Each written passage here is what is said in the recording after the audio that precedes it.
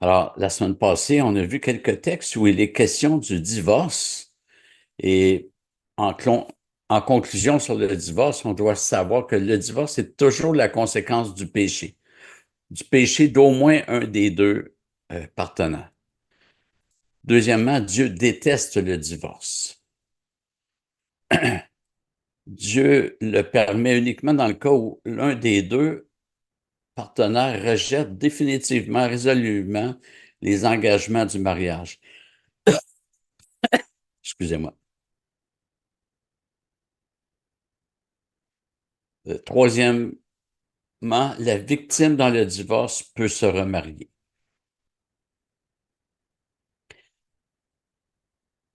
Le premier paragraphe qu'on avait lu nous parle de la monogamie. On va relire le premier paragraphe. Le mariage est entre un seul homme et une seule femme. Aussi, il n'est pas permis qu'un homme ait plus d'une femme ou qu'une femme ait plus d'un mari à la fois. Donc, dans le cas du veuvage, un homme pourrait se remarier ou une femme pourrait se remarier. C'est pour ça qu'il dit à la fois. Pour plusieurs, la polygamie est permise puisqu'on la voit dans l'Ancien Testament. Il est vrai que nous la rencontrons souvent ou parfois, mais c'est jamais comme une prescription. La seule prescription biblique, c'est la monogamie. Pourquoi est-ce que Dieu a toléré la polygamie dans l'Ancien Testament? Ce que j'ai lu, c'est qu'à l'époque, les guerres faisaient beaucoup de morts chez les hommes. Les femmes n'allaient pas à la guerre. Et ça créait un débalancement dans la proportion entre hommes et femmes. Et compte tenu qu'une femme non mariée ou une veuve ne pouvait survivre facilement, à moins d'avoir des enfants en âge de développer la terre, de prendre soin du bétail, une femme qui se retrouvait sans mari était comme une itinérante. Les veuves étaient pratiquement forcées de se prostituer pour subvenir à leurs besoins. Et toujours selon ce site, ah, pour ces raisons-là, Dieu aurait permis la polygamie. L'explication qui a été proposée sur ce site euh, est quand même appuyée par le fait que seul l'homme pouvait être polygame. Un homme pouvait avoir plusieurs femmes, ou Dieu tolérait qu'un homme ait plusieurs femmes, mais une femme ne pouvait jamais avoir plusieurs maris. Mais je rappelle que les enseignements bibliques sur le mariage font toujours la promotion de la monogamie. Vous êtes peut-être au courant que les Mormons croient en la polygamie. Ils ont dû y renoncer aux États-Unis à cause de la loi fédérale, mais c'est la seule raison. Dans d'autres pays, c'est pratiqué. Il y a certains autres groupements du christianisme au sens large qui pratiquent la polygamie, mais c'est toujours plein de désordre.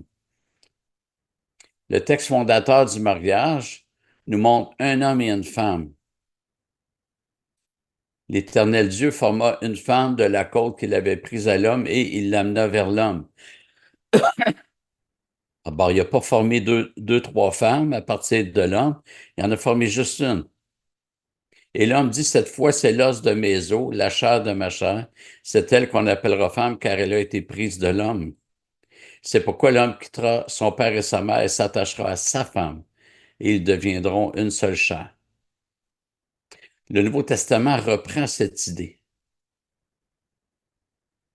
Il faut donc que l'évêque soit irréprochable, mari d'une seule femme, sobre, sensé, sociable, hospitalier, apte à l'enseignement. Et pour les diacres doivent être maris d'une seule femme et bien diriger leurs enfants à leur propre maison.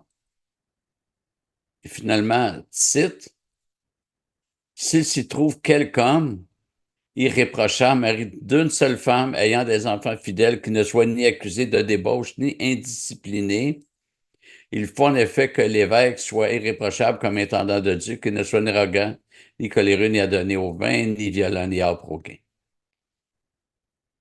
Est-ce que ces consignes-là ne concernent que les évêques et les diacres? Évêques ou anciens ou pasteurs, c'est la même chose. Si on dit ça, ça voudrait dire que ceux qui ne sont pas anciens ni diacres auraient la liberté de ne pas être répréhensibles, d'être répréhensibles, avoir des enfants infidèles, c'est pas grave, être accusé de débauche ou être indiscipliné ou arrogant, etc. Il n'y a pas une éthique pour les anciens et les diacres et une autre pour les autres. Il y a une seule éthique. Seulement, il arrivait que des gens se convertissaient, et ça, c'est une difficulté éthique. Imaginez un homme, je vais prendre un Africain, parce qu'en Afrique, la polygamie, elle est fréquente. Un Africain se convertit, puis il y a déjà 3 femmes, puis il y a 12 enfants avec les 3 femmes. Est-ce qu'on lui demande d'en choisir une, puis d'abandonner les 2 autres et les enfants? Donc, il y a des discussions éthiques, c'est sûr, ça ne fera jamais l'unanimité, mais dans ces cas-là, cette personne-là n'aurait jamais pu être évêque et ne pourrait pas être évêque. Donc, l'enseignement biblique veut plutôt dire que ceux qui correspondent, qui rencontrent l'éthique chrétienne, peuvent être envisagés pour être anciens ou diacres. Surtout que les anciens et les diacres, mais particulièrement les anciens, c'est marqué pour eux, doivent être les modèles du troupeau. Donc, l'éthique qui est exigée d'eux l'est aussi des autres. Lorsque Paul enseigne sur le mariage, il fait le parallèle avec le mariage ou entre le mariage et le Christ et son Église. On voit ça en particulier dans Éphésiens 5. Et puisque la relation entre le Christ et son Église est exclusive, la relation entre un homme et une femme l'est également. Le Christ n'a pas plusieurs épouses. Alors, on a lu le texte fondateur tantôt. C'est pourquoi l'homme quittera son père et sa mère et s'attachera à sa femme et ils deviendront une seule chair. Et quand le Nouveau Testament cite ce verset, il précise: c'est pourquoi l'homme quittera son père et sa mère et s'attachera à sa femme et les deux deviendront une seule chair. Ainsi, ils ne sont plus deux, mais une seule chair, que l'homme ne sépare donc pas ce que Dieu a uni. Si un homme a plusieurs épouses, il ne peut pas faire une seule chair avec chacune d'elles. L'apôtre Pierre a écrit: vous de même, Marie, vivez chacun avec votre femme en reconnaissant que les femmes sont des êtres plus faibles. Honorez-les comme co-héritières de la grâce de la vie, afin que rien ne fasse obstacle à vos prières. Alors, ici, c'est que chaque mari doit vivre avec sa femme, pas ses femmes, mais sa femme.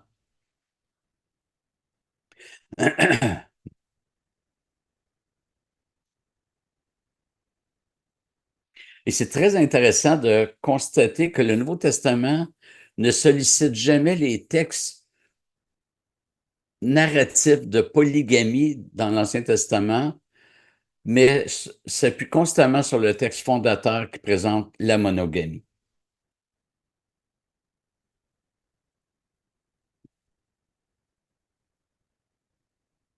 Tous les textes que nous avons vus servent aussi d'appui pour dire que le mariage est entre un homme et une femme.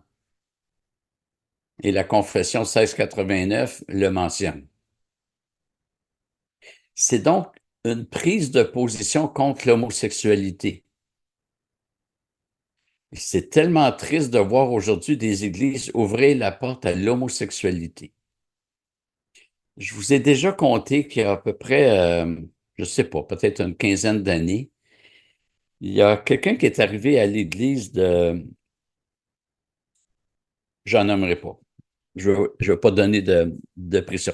Il est arrivé dans une église, le gars venait de se convertir, c'est lui qui faisait tout le travail pour tenter de justifier l'homosexualité par la Bible.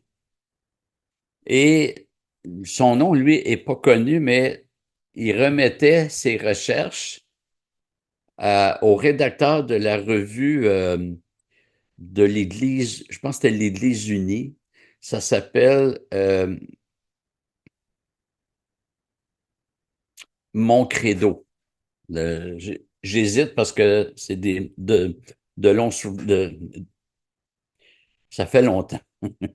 Et ce frère-là s'est converti, puis il a confessé avoir falsifié l'Écriture, avoir tordu les textes pour arriver à cette conclusion-là que l'homosexualité n'était pas anti-biblique.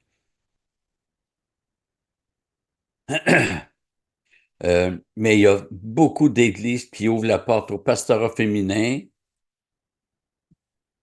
et celles qui ont ouvert la porte au pastorat féminin, tôt ou tard, ouvrent la porte à l'homosexualité. Et il y a un lien, parce que ne pas reconnaître la différence de rôle entre l'homme et la femme, c'est ça qui conduit au pastorat féminin, ben, ça se poursuit dans ne pas reconnaître de différence dans les sexes. Qu'un gars marie un homme ou une femme, c'est pas grave, ça y appartient.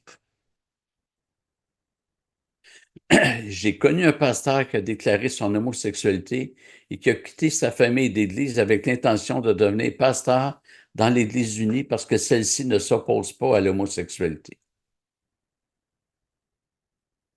Et c'est arrivé à un autre pasteur que je n'ai pas connu, mais dont j'ai entendu parler, pardon. La Bible est limpide sur le mariage mixte, qui fait que tout plaidoyer en faveur de l'homosexualité n'est pas un point de vue différent sur l'Écriture, mais un rejet des Écritures. Lévitique dit, tu ne coucheras pas avec un homme comme on couche avec une femme. C'est une horrible pratique. Chapitre 20, verset 13. Si un homme couche avec un homme comme on couche avec une femme, ils ont commis tous deux une horreur. Ils seront punis de mort. Leur sang retombera sur eux. Est-ce que ça peut être plus clair? Le Nouveau Testament n'ouvre pas la porte à l'homosexualité.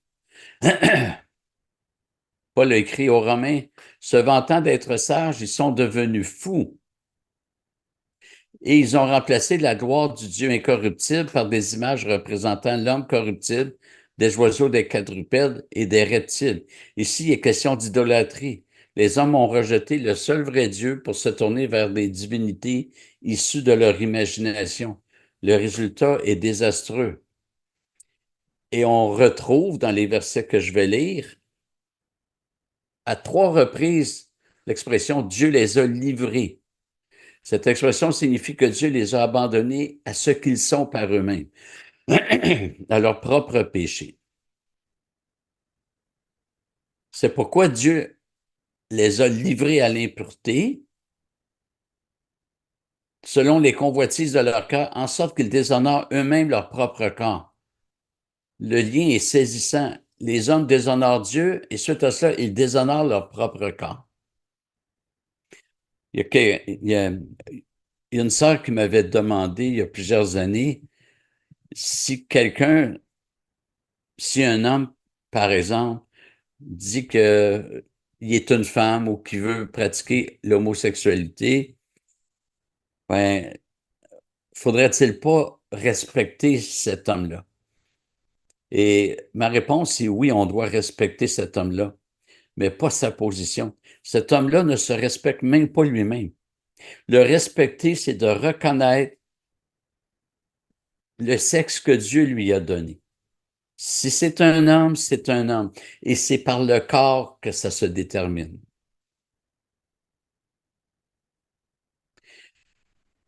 Donc, ceux qui veulent pratiquer l'homosexualité ou le transgenrisme déshonorent leur propre corps.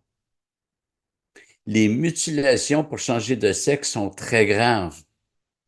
D'ailleurs, même avec quelques opérations, les gens ne changent pas de sexe.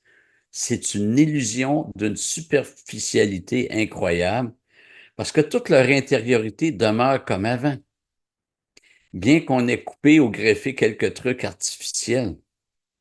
Dans les années 80, c'est pas récent, là. Dans les années 80, il y avait une émission qui s'appelait Caméra 82, puis en 83, c'est devenu Caméra 83. Il y avait eu un reportage d'un homme qui s'était fait opérer pour devenir une femme. Puis cet homme-là disait, je me suis fait opérer, mais il dit, je ne suis pas plus une femme pour autant. Il dit, les femmes parlent de leurs règles, parlent de ce qu'elles vivent comme femmes, puis il dit, moi, je suis étranger à ça. On ne change pas de sexe, ça demeure de la superficialité, de l'illusion quand on pense le faire. On poursuit dans Romains. Eux qui ont remplacé la vérité de Dieu par le mensonge et qui ont adoré et servi la créature au lieu du Créateur qui est béni éternellement. Amen. On voit encore le déplacement. Les gens n'adorent plus le Créateur, ils adorent la création, la créature. Ils ne sont pas capables de supprimer le fait d'adorer. Tous les humains sont des adorateurs. Ce qui change, c'est l'objet de l'adoration. Quand il dit qu'ils adorent, ils ont servi la créature, pour l'individu, ça peut être lui-même. Il est une créature. Et là, Paul va parler de l'homosexualité. C'est pourquoi Dieu les a livrés à des passions déshonorantes, car leurs femmes ont remplacé les relations naturelles par des actes contre nature. Et de même les hommes, abandonnant les relations naturelles avec la femme, se sont enflammés dans leurs désirs les uns pour les autres. Ils commettent l'infamie, homme avec homme, et reçoivent en eux-mêmes le salaire que mérite leur égarement.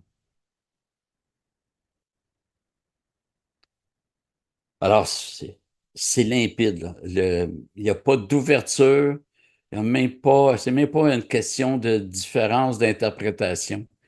C'est clair, l'homosexualité est un jugement de Dieu, au sens que c'est Dieu qui laisse les hommes à eux-mêmes, et c'est ce qui doit nous convaincre que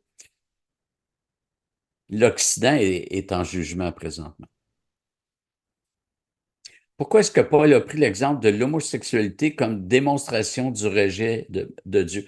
Il aurait pu prendre le meurtre qui, à la vie de beaucoup, sinon de la totalité, est beaucoup plus grave que l'homosexualité. On pense que la raison, c'est que dans la Bible, la relation conjugale entre un homme et une femme est l'illustration de la relation entre Dieu et son peuple. L'Église est appelée l'épouse et Jésus-Christ est l'époux. Paul demande aux maris d'aimer leur femme comme Christ a aimé l'Église. Et au ciel, nous sommes conviés aux noces de l'agneau. Et l'homosexualité deviendrait l'exemple le plus manifeste de péché euh, de l'homme qui refuse de s'attacher à celui auquel il devrait, c'est-à-dire Dieu. Il rejette ce qu'on appelle l'altérité. Dieu est le tout autre, il n'est pas une créature. En rejetant le Créateur, il y a le rejet de l'altérité et ce rejet-là se voit dans l'homosexualité. On ne veut pas aller vers l'autre sexe, on veut aller vers le même sexe. Alors, c'est une explication que j'avais trouvée très intéressante. Et l'homosexualité, c'est aussi un rejet des ordonnances créationnelles. Dieu a institué le mariage, l'union entre un homme et une femme, dans le but que l'homme et la femme remplissent sa mission. Alors, on va s'arrêter ici pour ce soir. Merci de votre attention.